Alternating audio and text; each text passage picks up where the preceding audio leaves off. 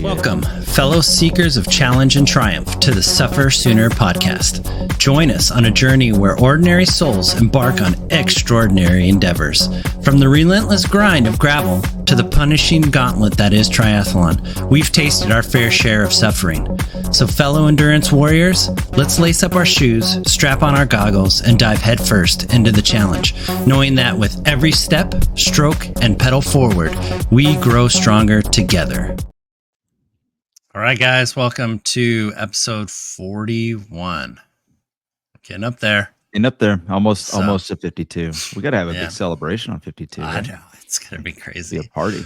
Right. So, couple things happening this week. We had, well, if you were living under a rock this weekend and you didn't know, there were some really great triathlon races happening. We had the men's world championships in Kona, and then we had the Las Vegas T100 series they were racing in Lake Las Vegas, and that was a cool series. And then the other big news this week is happening November 1st, that, it's going to be time to register for Unbound. So if you're listening to this and you haven't registered for Unbound yet, like, what are you doing, man? Right. Get your life together. Get your butt on the internet and register for Unbound, because, again, I'll say it, 1,000 times, is that it's pretty much one of the best places you get to see some of the, pro-American bike racing. Yeah. So like it's really hard to see, other like major bike races in America, especially at that, at the level and the talent and the just sheer size of it. It's one of those things that you should definitely, if you can make it to Emporia, Kansas in June, you should definitely do it, because it's cool to see all that kind of stuff. Yeah, it's a Super Bowl feel, right? It's a Super Bowl of gravel racing. And one other thing on Unbound, I just saw this. I don't know. I didn't fact check it, so I have to see. But somebody posted on one of the interweb forums.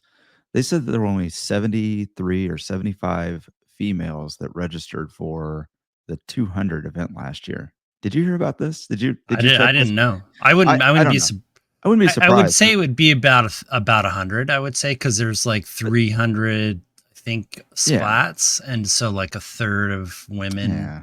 I mean, well, but I think the key here is it's like, ladies, get on it. Like, just go sign up for the 200. Like.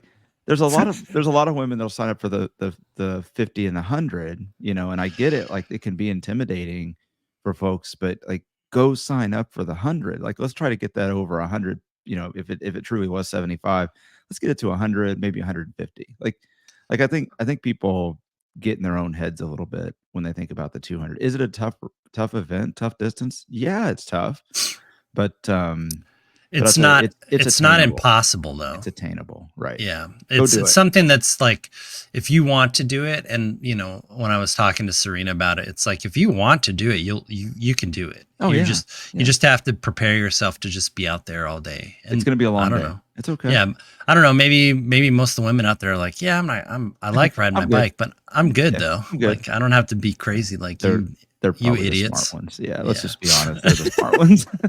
Who am I kidding? Right. So anyway, but no, I saw that. I thought it was interesting. And since November 1st is certainly upon us here, I think we, pretty excited to get registered for it. And it would be great, though, to see more of a mix out in the field. But anyway, yeah, so good stuff, man. It's 2025 is here, man. So. Yeah. So I'll go into the T100 because I watched some of it. One of my favorite athletes is Sam Long. He's an American triathlete from Boulder. Everybody knows him as like the yo guy. He's got a awesome YouTube channel. Definitely follow him. He's one of my favorite American athletes. He's just got a really good personality. So he was at the T100 in Lake Las Vegas, and so his race. I'm not going to say who like won it, so I won't spoil it. But like, you should definitely go and see the highlights for that race. It was basically like a clinic on just how to be fast and efficient. I mean, these guys in the top, 3 or so were just freaking machines. That what is it? That 100K distance is just insane. It is. There's not a lot of wiggle room in a race like that. No, it's so fat. It's longer than Olympic, but it's shorter than a 70.3, and it is.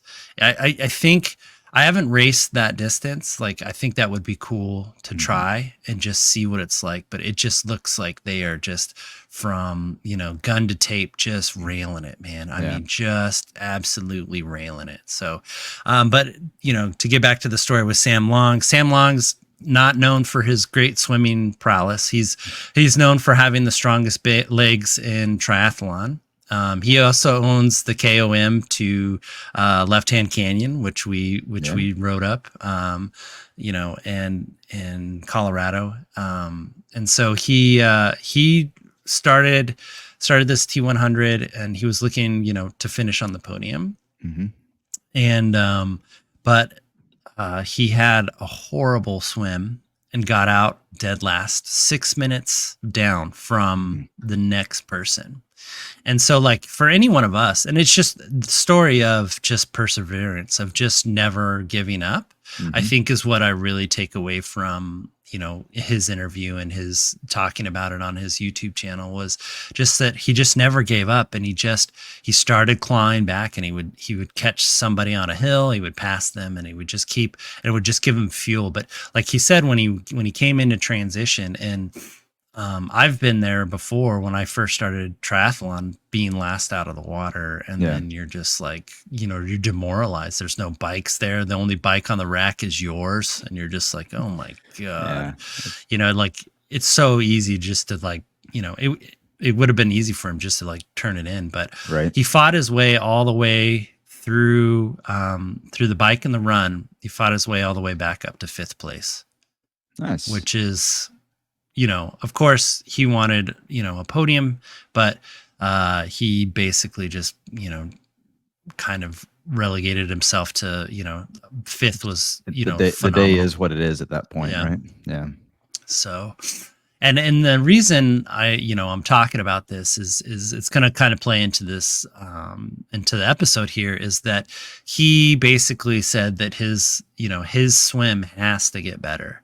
Like, that's all he's going to be working on in this off season. So basically he's going to take a little break from the race, and then he's basically just going into full on swim training. For 2025. So and that's the thing. It's like, and like you said, what's kind of what we're going to talk about this episode, as well as the, what do you take out of the season, and how do you take some of the, I don't say failures, but take some of the disappointments of the year, and where you're frustrated, and apply that so it doesn't become a frustration next year. And you make sure, like, I might have a lot of problems in 2025. That won't be one of them. You know what I mean? So you get to a point where you just have to fix things. So. Yeah. And then the other thing is Kona was this weekend. Yes, it was. And it was a freaking fireworks show, dude. I was glued to the TV, to the computer for the whole weekend. Exactly, to the tablet. I checked in on it throughout the day.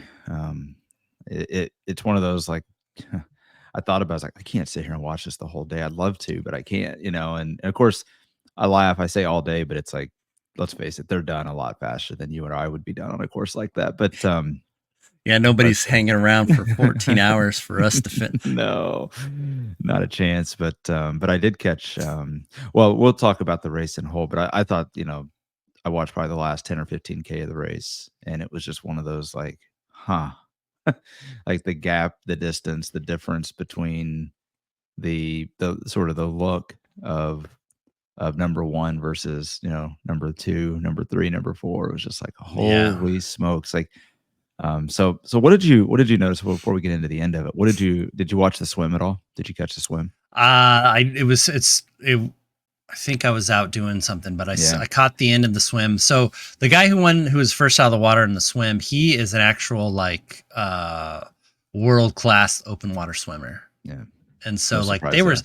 yeah, I mean, he was first out of the water, and then but his times were like, I mean, they were swimming like 110 per 100 meters, which is just it's flying. It's flying, right? Yeah. And it wasn't just like one guy was doing that. It was like a sizable pack were doing, that speed, which is just crazy, right? Like, I mean, the level that these guys are swimming at is just insane.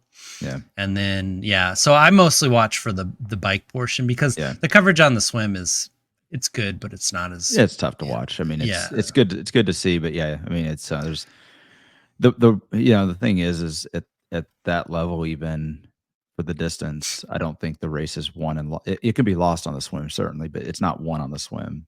Yeah. And so even if you see guys getting out of the water a little bit later, they can, good biker, good runner, they're going to make that time up usually. So yeah.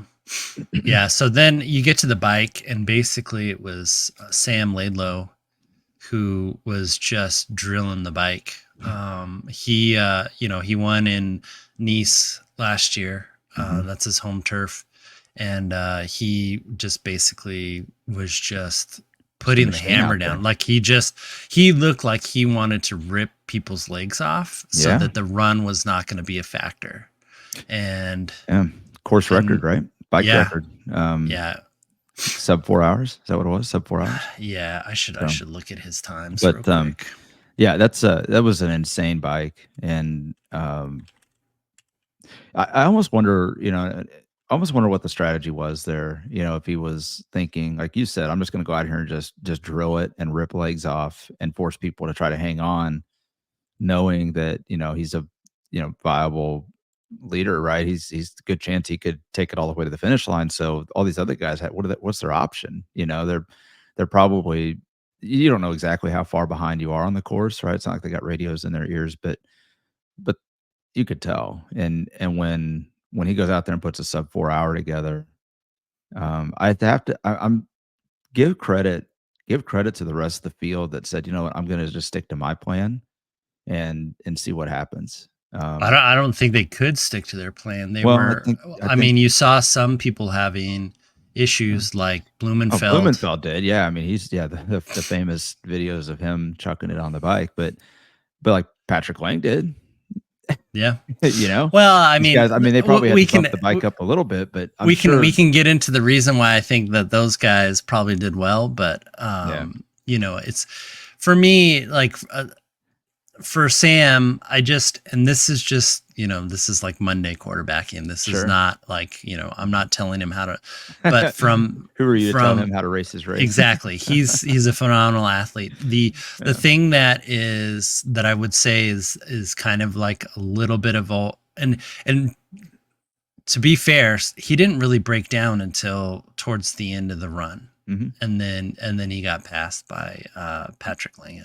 So I mean he still broke down, which is which again at that Ironman distance, you don't know when you're going to have a bad day until it just comes on, and then you're done.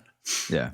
So he probably was feeling great on the bike, which obviously if you're going to be hammering it that hard, I think you got to be feeling good. And then he was just basically like, all right, I'm gonna carry it through to the end. And then he gets close to the end and goes, oh no.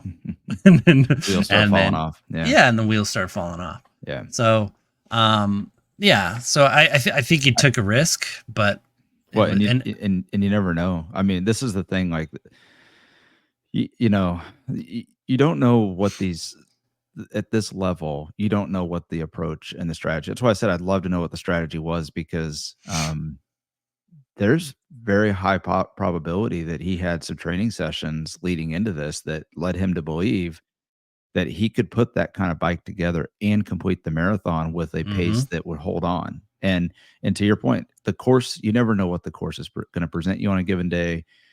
We were talking about this on our run yesterday. Like maybe it's very possible that maybe he just fell just slightly behind on nutrition, and but the strategy was a strategy, so you go execute it until you can't, and who knows? I would again, none of us will ever know because I doubt he'll ever give it up until maybe he retires and somebody asks him a question about it. But yeah, I would suspect there were probably some training sessions that led him to believe that he could put that kind of bike pace together and hold on to a marathon pace, and finish strong and win it. And it just didn't happen that day. And so I Yep. don't. I think when I was watching, I heard the commentators talking a lot about, oh, he just went too hard on the bike. I don't know that he went too hard on the bike.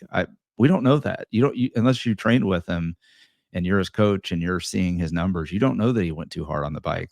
Yeah. So I just, this is the thing that drives me nuts about commentators at all levels is they give this presumption like they know what the approach was. You have no idea. And Yeah.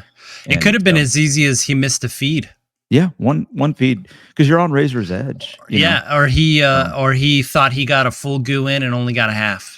Like, I mean, Right. that's what we're talking. Like Yeah. the margin of error for this kind of stuff. When you're talking about getting 300 calories per hour, and Mhm. and I'm just assuming that's what he's probably Probably one more of than the that. Yeah. probably more than that. Yeah. You're talking about, if you dip down to 300, 290, Mhm. and you're supposed to be eating like 350, 370, that's a huge difference. Like Oh yeah. you're not going to be able to perform at the level. Right. Like your That's right. body is used to burning this, this high octane fuel, and you Mhm. can't just taper it down and then hope that you can, Right. hold on. And the thing Right. is, and that's what I suspect is what happened, because he made it really far into the run before he started Before it to started to slow wobble. down. Mhm. Yeah. And Yeah. so that would be my, So my armchair opinion. yeah. And his strategy was to just hammer the bike so that he could soften up all these guys who wanted to run him down. Mhm. They have to bike hard because they can Yeah. only give him so many minutes, because he Right. can run pretty fast too. Oh yeah, yeah. So Yeah, I mean that's the thing. I mean we all know that if you're a runner, you can make up time on everybody else. Like you don't have to be the number one biker. So and Yep. we know this from personal experience. So we're going to tie this back into about this episode. And I think that again it comes back to only the racers know what their strategy was for the day. But when I said give credit to everybody else that stuck to their race, it is really easy to see somebody that is capable go up the road on you, and you want to chase them down. But if all of these other guys, and I think Christian did do that. I think he yeah, probably did try to chase him down because he's and like, hey, if I I'm going think to win that this, was one of the big problems with what happened right, to him. Yeah. right. And I, again, I don't know. Maybe Christian did have more in the tank. Maybe he just had a bad nutrition day. Maybe something. But when you see him, project his breakfast the way he did, I'm just thinking he probably pushed a little hard to try to cut that gap or hold that gap. And then that means Sam's strategy worked. It tore off legs, and there's no way people are going to be able to hold it together. But these guys that said, you know what, if that's the kind of day that he's going to have, I can't. I can't win that, right? So just know what kind of racer you are and know where your limits are and hold on to your pace. And that's what a lot of these guys did. And the next thing you know, the top three shuffled up in the last half of the marathon, right? The top three just totally Yep. flipped. And that's what happens in racing. And if he had, held on, then we'd be sitting here talking about what a great strategy that was. And all these other guys should have been pushing harder to catch up. Right. But that's not what happened. And Yeah. it just turns into, who knows what the day is going to bring you. And I think that's kind of goes into one of the topics for what we want to talk about for ourselves and how this can relate to even for amateur athletes. There's a lot that can be learned from this, but it was a really, really exciting world championship for sure. Yeah. I always applaud brave racing like that. Mm-hmm. I think, it says a lot when you feel confident in yourself and Mm-hmm. you're just going to pull it from the front. And, right. That's what he did. And I was rooting from the jump. Like I was just hoping, I was like, man, I hope this pays off. I hope this pays off. This is going to be amazing if you can do this, because, people don't, I'm not saying like, sorry, a win's a win. Yeah. Without the smokes, dude. Right. A win's a win, but like to win and know that you led it from the beginning, I feel like has to be a little bit sweeter than Oh yeah. like sitting in the pack and I don't, then I don't think it matters. I don't think these guys care. but you know what I'm saying? Like it's one of the things that like, oh, you can nobody gets a championship and goes, oh, I didn't win it the right way. Nobody No, cares. I know. I always Cares. tell my kids they don't ask you how, they ask you how many. That's you right. know, in hockey, right. and I just think from a personal standpoint, like if I want to race, given the choice, if you said, hey, Danny, you're going to win this race, you're going to win it in a 5-up sprint, or you're going to win it from the gun, you're just going to be off the front in a breakaway. Which one do you want to do? Matter. Do I win? Those scenarios, do I win? Okay, that's all that matters. I would prefer the breakaway. These guys don't care. Yeah, these guys, but I don't think. I mean, I understand. Like, if you could pick your strategy that's going to win, yeah, I'd prefer the breakaway because then I can just suffer. Like, yeah, I don't have to have a sprint finish and tear my legs apart and die at the end. But like, it doesn't matter because at the end of the day, like a win's a win for sure. Yeah, both scenarios lead to a win. Then I'll take either one. Doesn't matter. And I just say that. And I know I know where you're coming from. Like, in an ideal state, if I could pick a certain way to win, that would be awesome. But at the end of the day, these guys, and I think most competitors, any scenario that leads to the victory is a scenario they will take. And I think that what's important in that is like the best strategy in the race is the one that wins. And you all of these racers, and again, I'm not a pro triathlete coach that understands the ins and outs of developing a strategy for racing. But here's what I can say is that in the process of developing those strategies, I guarantee there was a lot of thought put into, well, what are the conditions going to be? It could come down to, is it going to be partly cloudy or is it going to be sunny? And because there's a mental aspect that starts to play in. While the temperature might feel the same, there's a mental aspect when the sun is beating on somebody.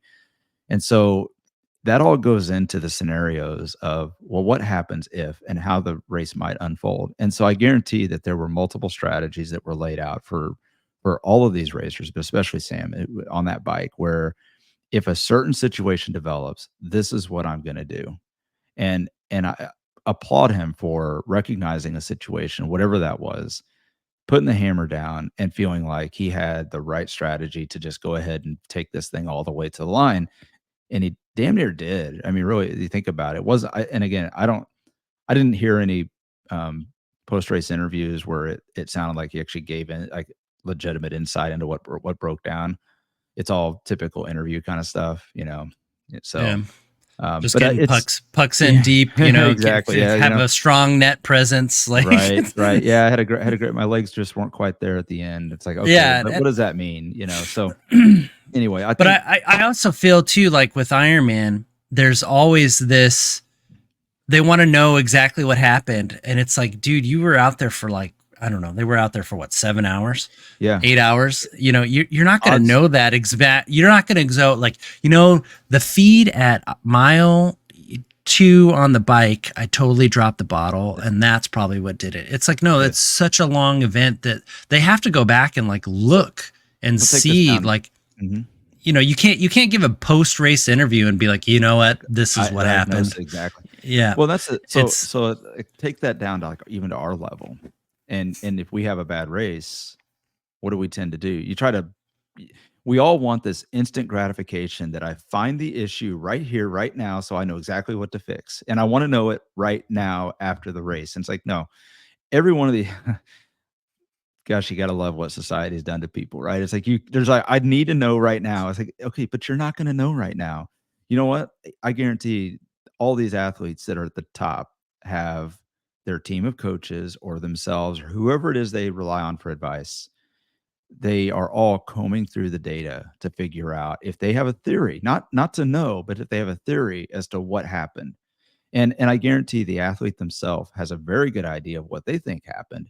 The data will either confirm that or give belief that was a factor. And then guess what they'll do? They'll start working in on their training plans over the next year to get ready for the next one. and they will be training and testing those scenarios the best they can to try to replicate and try to make sure that they got past whatever issue they think was out there. So this is going to come down to one thing. Like everybody wants to have these clean explanations about, well, why did this happen? It could be any number. It could be a dozen different things that contributed to it. And what you're going to do is you're going to go back and work on your training to make sure that those dozen things are minimized as much as possible. Exactly the way, like in the T100 you're talking about, where I'm going to go focus on my swim because I know that is something I have to be better at. And so I almost guarantee all these racers are going to come out of this with, here are 3 to 5 things I've got to make sure never become a problem again. And they're going to do the best they can. They may not eliminate it, but they're going to do the best they can to do so. So Yep. it's Yeah. so exciting. I mean, this is so relatable. If you take the time to kind of break it down, it's so relatable to what we do as amateurs. And we're, there's not a lot. People think there's like these massive gaps that separate pros from amateurs in terms of like, yes, there is in terms of the results, and there probably is in terms of just fundamental skills, but in terms of the process, and there's really not that much difference. It's not like they've got some magic button they get to push on a computer that gives them all the answers, and they just got to go. Now it's just a matter of go train 50 hours a week to fix it. That's not how it works, guys. Yeah. Like there is a tremendous amount of trial and error and theory, and I wonder, and data collection and all these types of things that happen that yield the results. But at the end of the day, it comes back to do the best you can to break down what you think was the problem, fix it, and see if you win next time. So Yeah. Maybe next time it rains and all these strategies flip on their ear. Right. Yeah. So This and stuff, then this is what I love. I love this kind of stuff. So to talk about Christian Blumenfeld again, I did hear a interview with him. They were talking about his position change. It's like very more Superman-esque, TT position, and that might have been cutting off his ability to digest. And then they were thinking just the sheer volume that he has to consume was and the hard pace of the bike. And he said, and he was basically like, yeah, these are all valid things. He's like, I just haven't had enough time to test the new position that's more aero for him. And so like, even these guys, he made the best choice, and he was like, and it wasn't as radically different from his other position. It was just a little bit more aggressive. And so, I mean, he even admitted that like, this is a new change for the distance, cause he was racing, 70.3 and stuff. So he, he's always a data-driven athlete. Like he's like, I haven't had enough. He's like, it could have been what I ate for breakfast. It could have been that I ingested too much in the beginning, or he's like, or it's the new position. He's like, I need to do more testing to figure out what it was with his interview of why he tossed his cookies all over the Queen K. Yeah. So it's like, I love that part. He's like, I don't know. It could have been anything, but he's like, I have to go back and test it. Yeah. And it, and that's what these guys will do is they'll go home and they'll be like, okay, well, why did I throw up? And he's like, they'll eat the same breakfast. They'll, ride at the same watts, and who knows, it may not happen again. It could have just been race nerves, or something like that. And then they just kind of figured out, it could have been whatever, but that's what you do is you diagnose it. Yeah. He finds out that, oh, this is an issue. And so he's like, okay, well, do I need to ride, do I have in this position, or do I have to govern myself in the beginning of a race, or do I have to, eat less, but more frequently to process it, since I'm in a more aggressive TT position. So like when people, change their TT position before a race or before, a season and stuff, and then they wonder, what's going on, like you have to, these are things that you have to think about, is like, if you're going more aggressive and you're trying to be faster, there's a payoff for that. You don't just get, it's not free speed. Yeah. You get, it's a payoff for, that more aggressive position. Either you're impinging your hips more, and so the run is going to be compromised. You're closing off your digestive system so that you're maybe not able to digest amount of fuel that you thought you could and in that more upright position. So that's why aerodynamics and being aero on the TT bike it's a compromise of, you're trying to be the most aero with the most power and the most comfort type thing, where you're able to process all that kind of stuff. Yeah. So one real quick on this, and we'll move on. I tie that back to things that we were doing throughout the year as well, and like when we did the sprint try, the local sprint try, and I remember even you had changed up your TT position to try to get more aero, and it's just so wild. Like 99% of us amateurs, we try to dial it in to be a little bit more comfortable and try to get as much speed as you can, but still be comfortable. I guarantee there's nothing comfortable about what these guys are doing on a bike. I mean, I'm not saying it's like, gut wrenching pain the whole time, but they are on that razor's edge, as we keep saying, like for comfort and speed. And when you get to the point of, I might be cutting off my digestion because of the position I'm in, that can't be comfortable no matter how you look at it. Like, so that it's just like, how aggressive can I get and still finish this thing? Not be comfortable, but finish it with a goal pace in mind. So it's pretty wild.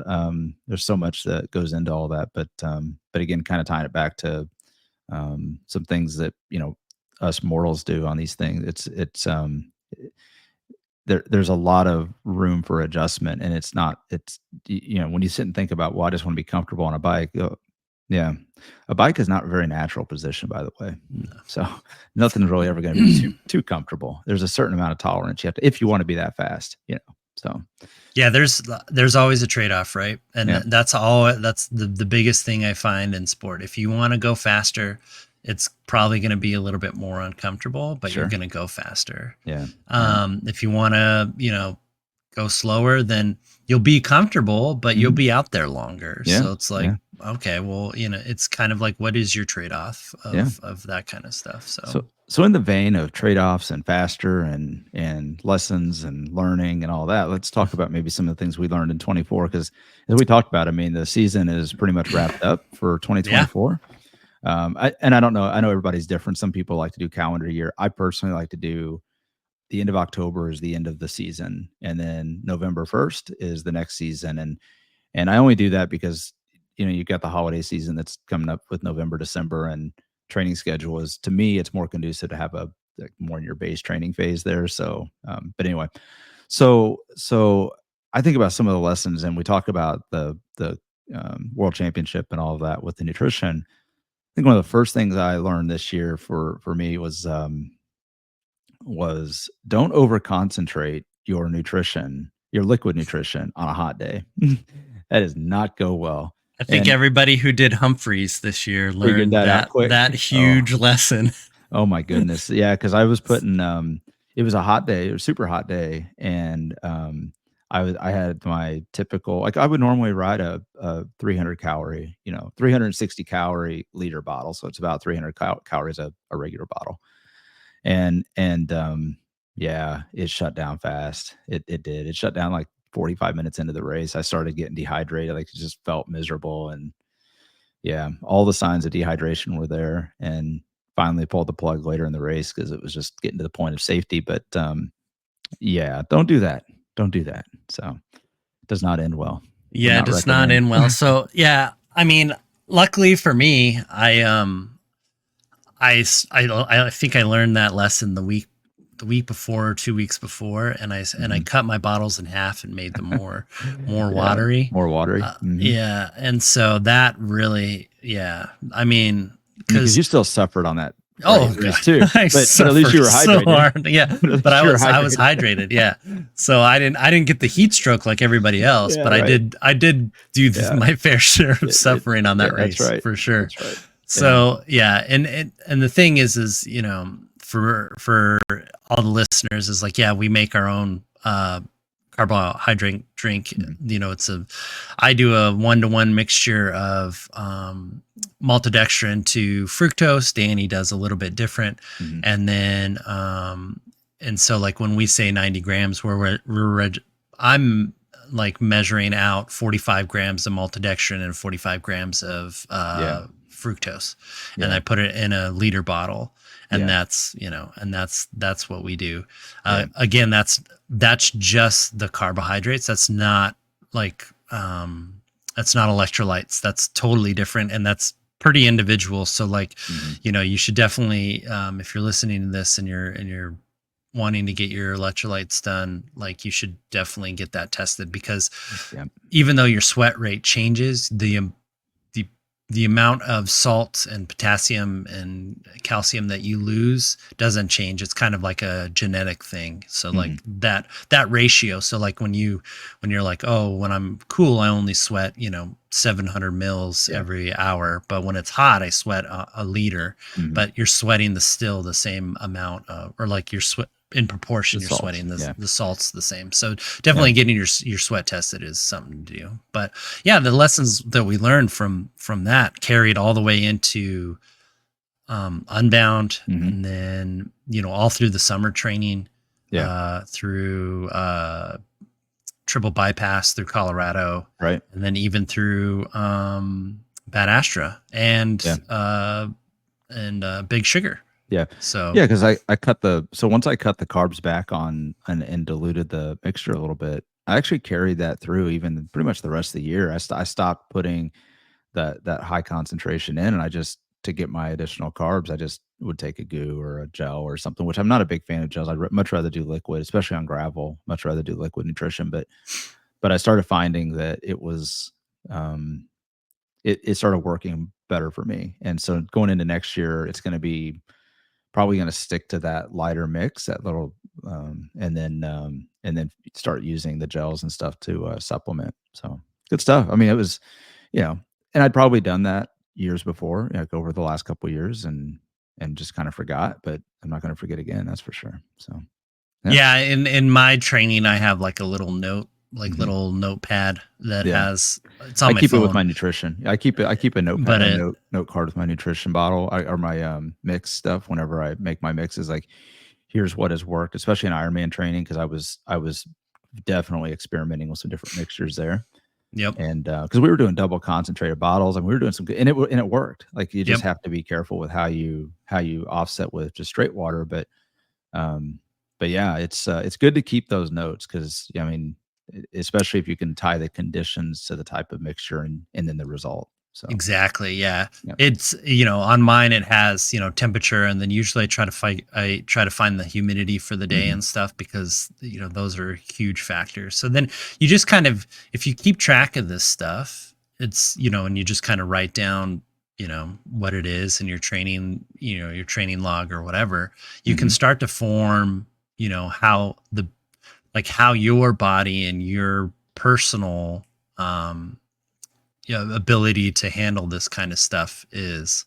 So that's why I tell all my athletes is like, writing down this kind of stuff is huge. Like, when an athlete comes to me and goes like, well, how many carbs should I eat? I'm like, well, how many can you eat? Yeah. like as much as you can until you throw up. So, and again, it might be different forms that allow you to take more in. And I know there's all the science around the ratio of like 1 to 0.8 maltodextrin to fructose dextrose. But, at the end of the day, I mean, and that might all, don't get me wrong, like that's valuable information, but like the form that you get those carbohydrates in might work better for, like, for example, we know Serena doesn't like the Martin gels. She just, they don't work well for her, but other gels do. And so anyways, just like that's why it's important to use your training to experiment. So don't want to dwell on it, but it's so important to like spend the time with your nutrition. That's it. And when you find something that works, ride it out until it doesn't work anymore. Yep. Keep changing it. Don't just assume that it works 100% of the time, 60% of the time, or 60% of the time, 100% of the time. Yeah. It's a Ron Burgundy reference. But yeah, so like it's a constant thing. I'm always adding, like, I'm like, can I do this mixture? But then can I add this, salt mix to help, make it more, like this one-stop thing, not right. Because usually what happens is towards the middle of the race, I'll have one bottle that's for hydration and one bottle that's nutrition. And so like, if you can combine those two, that would be really cool. Cause then I could just carry, I can ride longer for that kind of stuff. So, but Right. the whole idea is that we're always experimenting and we're always finding out more, so that because it's not always like perfect. Like not every race that I go and I'm like, ooh, I fueled 100%. There couldn't have been nothing better. Like I'm the best there ever is. Like it's like, no, it's like you kind of like, well, about mile 80, I kind of felt a little weird. And I'm like, I don't know if that was, and it's like, what's the deal with that? Or you get to like, oh, starting out, I just felt really heavy. It must have been the breakfast. Like it's just, you're just constantly just refining everything and making it as the more about yourself, just going like, oh, I can handle, fats in the morning. That's really my go-to. Some people are like, oh, I got to have like eggs, protein for breakfast. I gotta have protein. For me. Some of the best. For me, it's like, man, if we have waffles, it's game on. Yeah. Like in the morning. Yeah. So, yes. So good stuff. What else? What else you learned? So one of the other things I learned is that in the beginning of the year, these gravel races and triathlon too, is your transition is kind of key, especially if you want to do well. So like in gravel races, you get to come in, you get to an aid station. There's kind of like a pit stop. Sometimes they ferry like bags of stuff for you, so like you can have nutrition that's specially to you, and you grab that and then you can carry on. I think early on, I was spending, I don't know, maybe like 10, 15 minutes getting that done. Having a picnic. And having it, well, just, it was just very, it was very, inefficient. It was not, yeah, it was inefficient and very disorganized. It was very just like, oh, I got to get my bag. Oh, I got to put this mix in there. Oh, I got to get some water. Oh, I got to go to the bathroom. And then like, so you're just kind of like spending like 90% of your time just kind of walking back and forth in the aid station, like some kind of like lost child. But that's easy to do. Like, cause you think about like a lot of these, especially the longer events, you don't, we go back to what we learned last year, like write your notes down on a cue card, because the brain fog is real. And so like you get off the bike, you're like not disoriented, but it's like it's easy to get lost in the aid station. Yeah. You're like, oh, they got Cokes. Oh, they got a banana. Oh, somebody's grilling up some hot dogs. That's an automatic stop for me. Yeah. But seriously, like, oh, they got some chips. Like, oh, let me go for that. It's just like you just get lost. But on that thing. On that point though, to kind of play off that, I got to the point and I noticed it at Big Sugar. I stopped looking at the table. I didn't care what they had at the table. It's like, I don't care. And now if they had a Coke, I would definitely get a Coke, but beyond that, like I had what I had and that was it. If you have a drop bag, you have what's in their bag and go. That's it. Don't fish around looking for anything else. Now, if you're just having a wreck of a day, then sure, I guess, whatever. But to your point, don't get lost in the aid station. Be disciplined. So I didn't take everything from you there. No, that's exactly right. Yeah. And I was doing that. And it's like, I didn't need to spend any extra time at the aid station. Yeah. And it really showed up on open range on the second one. I think I spent 20 minutes there, just kind of, just kind of goofing around. And I could have beat Giga Chad for sure. My arch nemesis. The ghost of Giga Chad is going to haunt you forever. It's going to be so. But it's basically like, I just spent so much time just dorking off there that I was just like, this has got to change. So now it's like when there's an aid station, I think at Unbound, my aid stops were, the second one was longer because like I was wrecked and I needed, I think I sat down and drank a full Coke and like stretched and stuff. So it was like 5 minutes, but the first one was like, I don't know, like maybe 2 minutes. They went and got my bag. I transferred packs, threw all my stuff, and then I took off. I was done. Yeah. I was out. Yeah. So it's like you take what would be like a half an hour if you were, let's say there's 2 aid stops or whatever. You take like a half an hour aid stops and you cut those down to, 10 minutes total. Like that's 20 minutes of savings just in being more efficient. And I think the proof point for us, I mean, yes, and it sounds so simple, like, oh, duh, like don't sit idle for 10 minutes in a race and you'll finish better. Well, of course you will.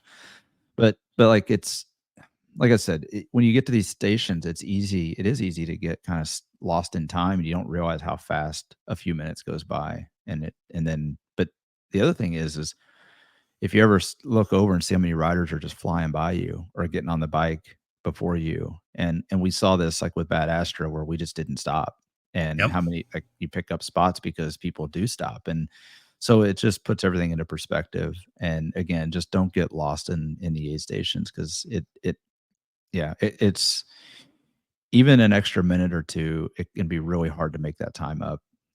If you don't care about time, it's just 2 to 5, 10, 12, 20 minutes longer that you're still out there. Like Yep. get off the course.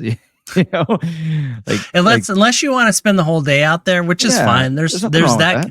Yeah. And there's some there were some races that we've done that have killer aid stations. There were like a pickle tasting and like, you know, and if you you're have in a like Grand Fondo, totally different. Yeah, Like if you're doing a Grand Fondo style, whole different. Like Triple Bypass kind of has a little bit of that vibe to it. Yeah. So it's like, okay, you know what? We'll check out the aid station a little bit, but you know, at the end of the day, you still want to get done. Like suffer sooner. It means something. Get done sooner. Get off the bike. You know, get to celebrating all that other stuff. Yeah. Yeah. So, all right. What else you got? So one of the last things I learned this year was it was a carryover from 2023. Okay. And it was our marathon training. Wow. And it was basically like, You're gonna steal mine, aren't you? You're stealing mine. So we were talking about this yesterday, and so like it's basically ours. After I brought it up, you stole it from me, and now okay, I got you. Yeah, so it's like I gotta be this guy. But yeah, the other thing that I was thinking, you know, is that when we did the marathon in 2023 and we trained in 2022, we ran more consistently. So we were running Tuesday, Wednesday, Thursday, Friday, and then Saturday. And then Saturday. Yeah. Yep. So that was every week without fail. Tuesday, Wednesday, Thursday, Friday sometimes, and Saturday every, you know, long run on Saturday. And we did that for, I don't know, 20 weeks. It was religiously. Yeah. And it was not, I mean, I think I skipped once because I got sick. And then when we did our, you know, super long run, that's when I injured my hip and stuff. The cold day. Yeah, the cold day, but we still religiously just did it. Yeah. Now fast forward a year to 2023, fall of 2023 for training for a marathon in 2024. We were not religious about it or consistent about it. Well, we came off Ironman and we had our came off Ironman, we had fitness, and we were just like, we wanted to be consistent. But we basically were like, let's do, you know, we'll do an easy run on today. We'll do some harder runs on Thursday. And then, you know, of course, we always had the long run on the weekend. The one consistent thing of that training block was we always did the long run and we progressed the distance of the long run. But the weekday runs were a freaking scattered mess. It was. Yeah. Yahtzee. It was a crapshoot. Hey, it was. How many do you feel like doing today? Well, I think I want to do 5 today. Well, I kind of feel like 6. Well, let's do 4. Yeah.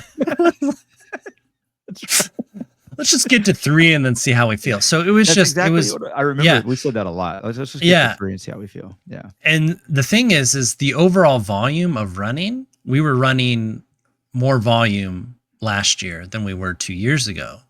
But the consistency key, I think, is the part that played the factor of getting us ready for the marathon. And don't get me wrong, we PR'd the marathon this year. We PR'd it with and me and you will attest to garbage training. Like it was not, if one of my athletes was running like that, I would be like, we should probably talk about what's going on here. Even though, like, I think you can do it. Like, I just don't know if you're going to have a good day. It's a crapshoot whether or not you're going to have a great day or not. Like, you can't be going into it. So I go back and look at the training peaks for that, and that was part of the problem too. Is there was no real plan loaded. I mean, we had a plan in there, but it was just like, and so I go back and look. I mean, I went back and looked at it before we started for this year, and it's like, oh my gosh, like how in the world did we finish that race as well as we did? Like, I guess it's a testament to how much fitness you do have after a solid Ironman training block, and the fact that seems like we did just enough, even though inconsistent, we did just enough running to maintain that fitness and the strength to finish it. And admittedly, I was not as wrecked this year after the marathon as I was the year before. So it's like all the things you tell people not to do, and we still had a better result and finish. And it's like, well, what is all this coaching stuff anyway? Is it really work? Like, no, we got lucky is what Yeah. happened. And I would say that 100 Yeah, times out of 100 is that we absolutely. got very lucky that we, one, didn't Didn't get get hurt. injured. Yep. Yep. And two, we didn't have a crap race. We just Yeah. really lucked out on having a decent race and were able to perform. I will say that was where, like, I know we always talked about SufferSooner on the bike in the year before. Like that we've kind of been this SufferSooner thing, we've talked about it quite a bit over the last few years before the podcast started and everything else. Like that was sort of a mantra. And I can tell you during that race, and how many times have I told you this? Like when you pulled off at the half point to use the restroom, and I was like, "Oh, you're gonna catch me." And I got to mile 20 where the wall of the marathon, mile 20, 2021. And all I could think about was just suffer to get this race over with and just keep the feet I kept telling myself I could just keep the feet turning over. The pace is what it is. Just suffer and get it through and be done with it.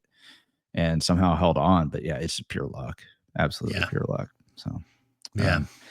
yeah. So I mean, all kidding aside, I give you crap for taking mine, but like the one thing I'll tag onto that beyond the consistency is I think I learned how important, and I learned this too late in the year this year. And it's again, as a coach of other sports, I kick myself for not reminding myself of how important this is, but train with intent. So it's not just the consistency, it's have intention of what are you training for? And I know the plan might say, oh, just an hour easy or a 3 mile run base or a 5 base, 6 base, whatever.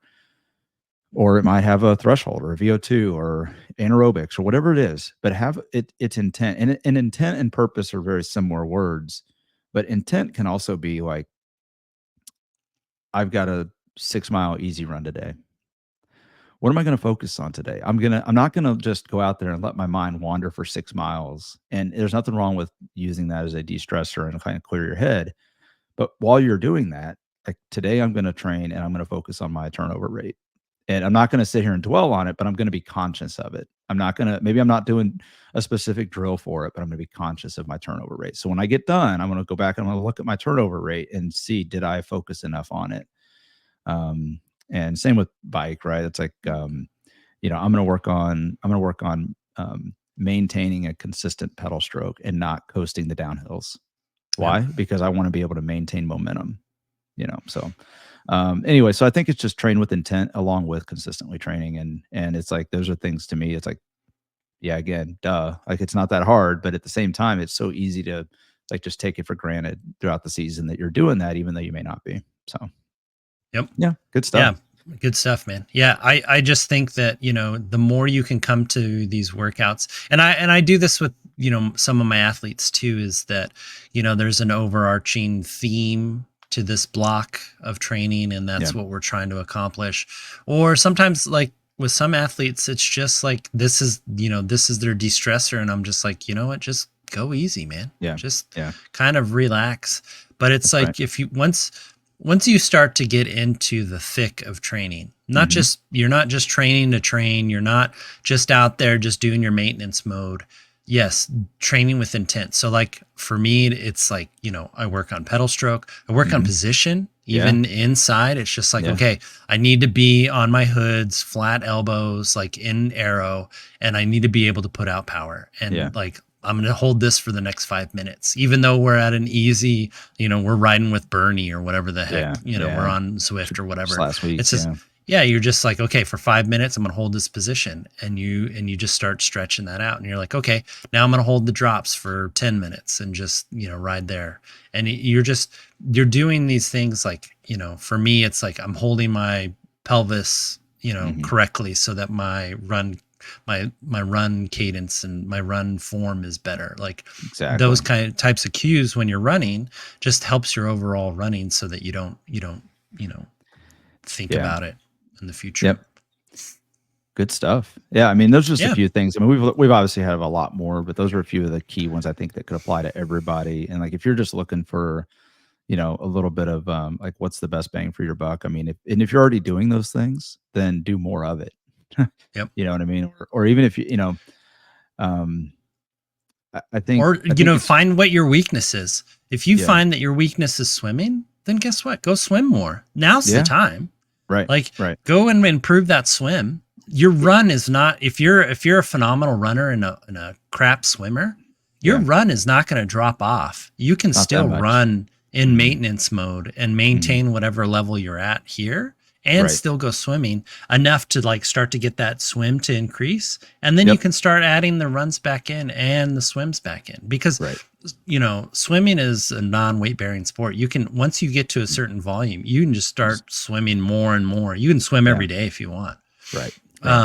Whereas running's kind of like, it has to be built up very, like it has to be programmed in. But once you get to that area of, or that volume of running, you can just, continue to work on that stuff. So like, if you find a weakness, that's the best. I always think that's the greatest thing ever. Is that, then now I'm like, now I can be faster. I basically work, if I can work on this thing that I'm crap at, I'm going to be better. Yeah. Like if everything else stays the same and I improve this one weakness, I will be better. That's free time. Yeah. Yeah. So, I mean, and that goes to my point, is like the fall is working on running for me. Yeah, and, for sure. And so that's what I work on. So speaking of, what's next? So basically our season starts now. Yeah. We joke about no off season, but like I always roll in like a little bit of downtime towards the end of like 2024, for example. Like we took a couple of weeks, maybe in the August time frame, we took a couple of weeks after just to kind of recover and rest. And then Big Sugar, we knew we were a bit undertrained going into that. I definitely was undertrained going into that, but to me the season winds down.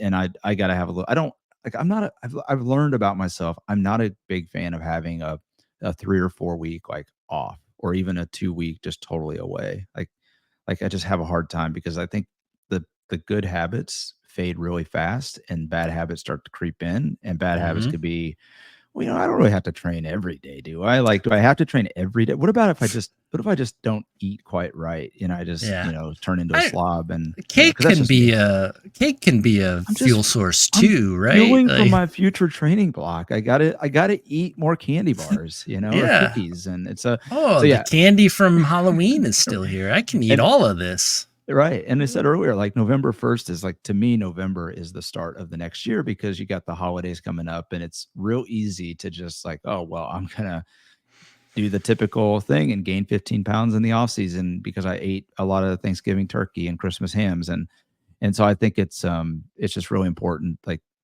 now is a good time to start. And I've got my training plan mapped out at least to the end of the year. And so I've got a good solid 8-week block here and to wrap up the season, or wrap up the calendar year. And the holidays are in there, and I'm not going to feel guilty about eating, because I know I've got a solid workout structure. And if I eat a few extra calories during that time, it's okay, because guess what? We're going to be probably going to be doing a turkey 5 or 10K during that time. Oh yeah, definitely. Yeah. And in the Christmas season, some of the intensity of workouts is going to ramp up, and you're going to need additional calories, and you just try to be smart about what you pick to eat. But at least you've got purpose now for the holiday season, and you're not going to just go out there and for me, I would just turn into a slob and just start eating crazy. So yeah, it's the same thing as just like you're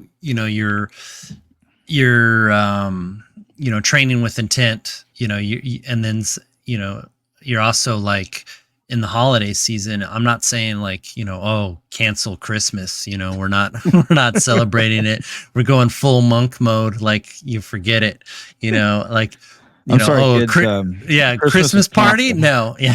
Christmas party. We're not having that. Like, no, I got to go run a 5K today. No, it's basically knowing that you're going to have these events come up, because it's the holidays. People like to get together, but you also know that like the time that you do have, to train is limited. So you have to be more focused with it. Right. And you just be like, okay, so I have to be on it. If I want to go to, so-and-so's party this weekend and, have a few eggnogs and all that other stuff, I need to make sure I'm nailing stuff through the week. Right. So, and then I feel totally fine about going to a Christmas party and eating all the cookies because I'm like, I earned these. And it's one time. And it's one time. Yeah, and it's one time. It's not like I'm doing Christmas. Yeah, I'm not eating Christmas cookies every day. Right. But yeah, you're because a lot of times too, like, and I don't know if you do this too, but like if I don't work out, like if I'm not focused or have a goal for this next couple months, and I just kind of live my happiest couch life, I start getting kind of down on myself because I'm eating like garbage or I'm not doing anything. And then when I go to a Christmas party, like, oh, I don't want to eat that because like, I haven't really been doing this and I don't get to try, so-and-so's cookies or, I don't get to eat second. Or you do it anyway. Or you do it anyway. And then you feel like, miserable afterwards. Like you feel happy in the moment and then you're miserable afterwards because you're not actually doing any workouts. And I don't want to get too deep into the topic today. Maybe it's a good off season. I keep saying off season, and I say that because I think of it, but I don't. It's not a real off season. But I think again, I don't want to go too deep, but I do think there's something about winter time, and it does have a mental effect. And I know you and I talk about this. We can talk a lot about this. But it does have a like because you're so amped up through the whole warm weather months, so to speak. And even if you live in a warm climate, I think the winter time, it's still like there's not as much daylight, so you don't get as much sunshine. Like there is a mental component to that, and it can create like I don't want to say total seasonal depression, but because depression's a pretty heavy word, but there is a seasonal downtime, and it can create a dark spot for folks, and that's what I mean. Bad habits are really easy to create, and this is a really risky time if you want to get better next year. It's a really risky time because you can go backwards really, really fast, which just compounds the whole depression nature. All right. Cause like then you're going to come in in January. Spiraling. Yeah. You're going to come in January and February, be like, okay, I want to let's pick up where I left off last year. And you're like, oh, you want to go back out and run 730 miles and good luck. You haven't done crap for 12 weeks and you think you're just going to go pick up where you left off. Like that's not how it works, guys. Even if you said, well, I'm going to do 2-3 weeks of base and get my aerobic energy back, it doesn't work that way, guys. And we see this with people we know that think that if I take some time off, I can just pick up where I left off. It's like, it doesn't work that way. You're a different athlete. Yeah. Yep. So. And I always look at these holidays too, and it's taken me a while to do it, but I always worry about my future self and how I'm going to feel about like if I eat this tray of cookies, right? Well, my future self would be a lot happier with me if I did these workouts and was consistent. Then I could definitely handle eating a tray of cookies. Yeah, that's right. Then going and just, then not doing anything and eating a whole tray of cookies. Like my brain is just going to be like, man, you're just a, slob eating all this stuff and just eating, just gets real down on yourself. But if you're being consistent and you're doing your workouts and stuff, you come in, you eat the tray of cookies, you're like, man, I ate that tray of cookies. I'm going to run an extra mile tomorrow. like, it's a lot easier to do that when you're just like, I already got to go run. I should probably run a little extra for just tacking on a couple of this, or you're just like, well, thank goodness I've kind of been tracking, I probably needed some extra calories because I was like famished. Yeah. But it's just one of those things where I kind of think of my future self and like how much mental overhead will this not training take versus just training. Training's easy. Just getting out the door is hard, right? Like that's the hardest part for me. And it's always been, it's just getting the shoes on, it's getting dressed. It's just throwing my leg over the bike because once that happens, I just go and I can do it. No option after that. But the time leading up to it, man, I am just the worst. Right. I just can't do it. So, now's the time. Lean on your friends. Definitely, schedule that, turkey trot. Get get a group of people to go with you, start training with you for that 5K, 10K, whatever, just keep going through the holidays. You'll be a lot happier come New Year's. No if doubt. you just consistently work on your weakness Yep. and just get faster. So You got it. All right, Good man. stuff. Anything else? No, that's it, man. Great job. All right. Well, we'll see you guys next week. All right. Have a great day. Suffer complete. There we go. Thank you for listening to this episode. Please, if you like what we are doing here, leave a like, rate us, comment, subscribe, and share with your friends. It really helps us grow and finds us more SufferSooner squad mates. And remember, when the finish line feels impossibly far away, we don't give up, we push harder, we dig deeper, and we find solace in the knowledge that our suffering is temporary and our resilience is forever.